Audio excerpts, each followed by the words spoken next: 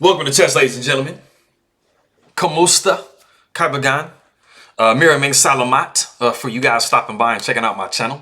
Merci beaucoup, mes amis. Comment ça va?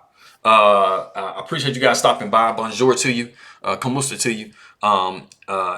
You know, you guys are doing so good. Watching my stuff, subscribing. I'm at 652 subscribers now. So I just need a little bit more, and then I'm all set to go. So that means more chess. I have a pretty roller coaster game for you guys right now. It is taken from, I honestly don't know what round. I didn't check that. Let me check. Which round is it? Round 2. So it is actually it's a knockout game. Wesley and Maxime Vachier-Lagrave actually tied. Maxime Vachier-Lagrave won yesterday, and then Wesley won today. And then so they had to go into like you know, some matches with blitz games, and then going into Armageddon and stuff like that. So this is the third game, I believe I said, right? Third game, the second game of that encounter of the playoff of the knockout rounds. Okay, so it is a very roller coaster type game. It's pretty exciting. I mean, it's always nice when you have those up and down games, because you see when like people are missing you know, moves and stuff like that, and what they could have done and this and that. And so this is a perfect example, and I definitely have some good stuff for you guys. So if you guys are ready, before we go any further, as always, okay, is it not playing? It's not gonna play. Bam! Subscribe. You know, give me my 1,000, por favor. You know, please. So let's go ahead and get rolling here. See what we have. Let me make sure my my volume is up. Bam. All right, so we have knight to f3. We got knight to f6. We have c4, so we got g6. Knight to c3. We have d5.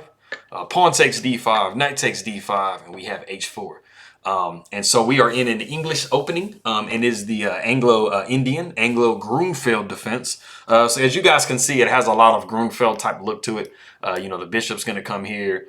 We had d5 played, and the knight took and stuff like that. So it's kind of Grünfeld looking. But it is an English start. We have a knight takes c3, pawn takes c3. And as you guys can see, we kind of have this little like kamikaze wing attack, which is actually theory. It is not, it is about in the middle of the pack as far as playing goes. It's definitely really solid for white though. So it's not bad play at all. So, you know, of course, generally you want to make sure that, you know, you're not just throwing your wing pawns out there. You definitely don't want to start a game that way. But you know, when you do have a fianchetto type of a situation, it is fairly justified to start throwing your, you know, H or A pawns up to try to hook on and try to create some lines. And as you'll be able to see later in the game, some lines were opened for Wesley here. And so we see c5, and so we have h5 just going all out. So bishop to g7. We have rook to b1. So we're getting, as we're going further and further, we're getting into rarer and rarer lines. It's actually really, really good for white. So as we continue to go, you'll just kind of see white, you know, furthering and furthering their advantage here. So we see knight to c6. We see e3. And so we have castles for black. We have pawn takes h6, pawn takes h6, and we have queen to a4. And we see e5. And now e5 is the novelty of the game. It seems pretty normal to push your center pawn. But like I said, it is the first time that we've ever seen this. When I back up a little bit, when I got to about here, I believe, it showed that this was a novelty, I think, or somewhere in here. And I couldn't believe it. But then actually, as I kept going and I made some more moves, when I popped back to here, it actually brought up a game. And so e5 was the first time this has been played. You know, as you can kind of see in the position, you know, white is doing really, really good. They are actually very, very ahead. It's not just completely winning, but black has to tread very carefully here. As you can see, you know, there is an open H file for this rook here. You know, all you really kind of need to do is develop the bishop, get this bishop developed, and the king is actually not so horrible in the center of the board in this one. But as you can see, black kind of has some problems trying to develop their pieces. You can't really, you know, develop this bishop anywhere. because you're just going to be dropping this pawn, and you can't, try to, do something like that, of course, because the knight is hanging. So you're kind of having some problems, and also too, you have this pawn on e5, which is completely blocking this bishop. So you've kind of reduced the scope, of your bishop a little bit, and so it's not really surprising that this is a novelty, because it's not the most principled move as far as trying to maximize your pieces. You want to have a nice long diagonal for your bishops. So we have bishop to a3.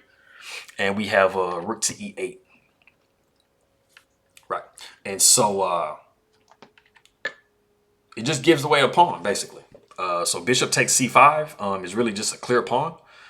It's not, like I said, there wasn't really any way before. If I back up, there wasn't really a b6 situation that you could have done. There was actually something that black could have done that was considerably better than what they actually played. And that was... after moving bishop to a3, rook to e8 wasn't really necessary because this pawn was very heavily defended. The main thing that you need to really be looking at is this pawn here. And there is actually a way, a nice solid way to defend against it. So if you want to go ahead and pause the video and see if you can see what move Maxime Vachier-Lagrave really had in his pocket to play, go ahead and just see if you can guess the move here. And we'll be back with you. All right, cool. So for those of you that recognize that, you can try to expand in the center and you can put the, you can put white in kind of a questionable situation. The move is actually e4. And so at first glance, it might look like that pawn is getting thrown away because the queen can just come over and snap it, right? But if you get pawn hungry, go pawn grubbing like Yasser Sirawan says, and you do take, you're going to run into bishop to f5. And you see the problem with this open diagonal and the fact that this rook is undefended here. And so you're basically going to be losing the rook for a pawn. And that's not something you want to be doing. Of course, after the queen moves, let's just say the queen moves, maybe over here or something like that, you're going to lose the, you're going to lose the rook and you can take back another pawn. But, you are down an entire exchange. And that's not where you want to be. So it's actually advisable as white to actually go, to go back to g1 with your knight. And after queen to d6, black has basically solved all of their problems. Now they have the ability to go b6 and bishop to b7 and swing the rook over and stuff. And this pawn is defended and everything. And so everything is looking pretty good for black in this position. So this is definitely something that Maxime Vachier-Lagrave could have gone into. But like I said, we do have rook to e8. And so the bishop did take on c5. So now we see e4, just exclaiming that idea. So he saw it, but he actually just saw it one move too late. And so we see knight to d4. And so knight comes to e5. And we see queen to c2. And Wesley So was very much ahead before this move. And this move actually kind of ties the game back up because, it just... The problem with it is that the queen was not attacked on a4. It was very nicely placed. And so if you were to see something like, let's say, bishop to d6, just exploiting the fact that this queen can't take because you're going to be taking the rook on the 8th rank. You would see most likely bishop to d7, but then after queen to b4, you have some threats that are really hard to parry for black. So you have everything is coordinated. The queen is linked up with this bishop, so it's not hanging. And so after b6, we would see bishop to e2. And as you can see, white has a really good position here, and they haven't had to compromise like they did with queen to c2. So like I said, we do see queen to c2, and we have b6 coming. And so, as you can see, compared to the position we had a second ago, this position kind of gave black a little bit, and they were able to actually start developing with tempo. So we see knight to d3 with check. And so after bishop takes d3, pawn takes d3, and not queen takes d3 because of what we talked about a second ago with that pin, going through and skewering through, and picking up that rook. We do see queen to d1. And so after queen to d7, we see queen to f3, bishop to b7. We have queen to g3. We have rook to e5. We have f4. So black is actually getting in a pretty questionable position here.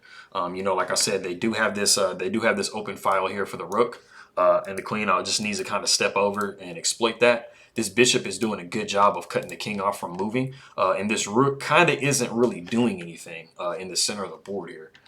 So we see rook to a5, and then after bishop to b4, rook back to d5, and we see f5. And so rook takes f5. This is actually kind of worsening Black's position. And much better was going to be after f5 would be actually, the computer suggests rook takes d4. So that's how dire of a situation that the computer thinks Black is in. So after pawn takes d4, queen would take f5. And as you can see, this position is much more broken for White compared to, after rook to h5, or rook takes f5, and we have queen to h3.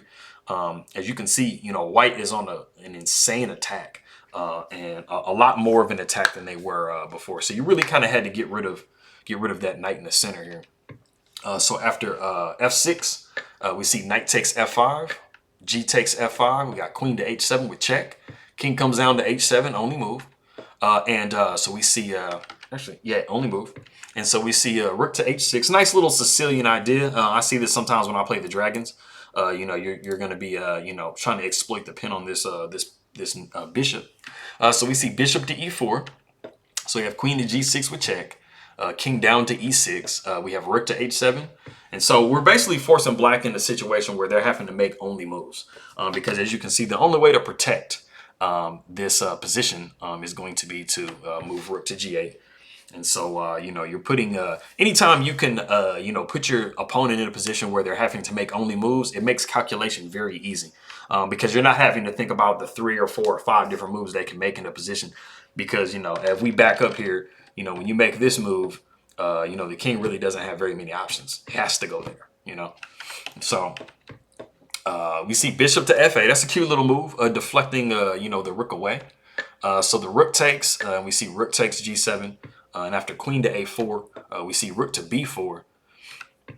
And so the queen goes back to c6 to defend. So we have rook takes a7. We have rook to h8, and we have queen to f7, and it is in this position that Maxime Vachier-Lagrave does resign. Just to show you the variations of, what he would be calculating and why he's resigning. You would see, so there's two options. There's king to e5 and there's king to d6. So if we just look at king to e5 real quick, king goes down to e5. So these both are forced mates. One is a mate in 3, one is a mate in 4. And so we see rook to e7 with check. The king would go to d6. After queen takes f6 with check, the king comes down to d5, and then we see rook to e5 with mate. And then going back to the position after king to d6, you would see queen to e7 with check. The king would be forced down to d5, and then we'd see rook to d4 mate. So it doesn't really matter what you were going to do. It was all going to be mating at the end of the day. So getting to these chess puzzles, like I said, this was the one I gave you guys before. And, what you should see here is you should see a... the fact that this bishop is pinned because there's checkmate on g2. So we're seeing knight to f4, just exploiting the fact that this bishop can't move. And so after knight takes e4, we actually sacrifice the queen on h3. You're not able to take, because if you do, you're going to see this nice little checkmate here with the light square weaknesses around the king. And so going to the next puzzle here, this is actually, so the one before that was a blockade. This is a blockade as well. It's a pretty tough one. I didn't get the answer right at all. I mean, I don't think I've ever looked at it, to be honest with you, but it was pretty complicated. It's pretty long move sequence with this one. But it stems from a nice little like kind of sub tactic in there. But like I said, it is a blockade. So that is that. I haven't had a chance to look at the other video that I made, but like I said, I did adjust things to where I have the pictures at the bottom of the board, and I have the board up above. So hopefully that's gonna take care of the comments, because I do know quite a big percentage of people do watch my video with the subtitles.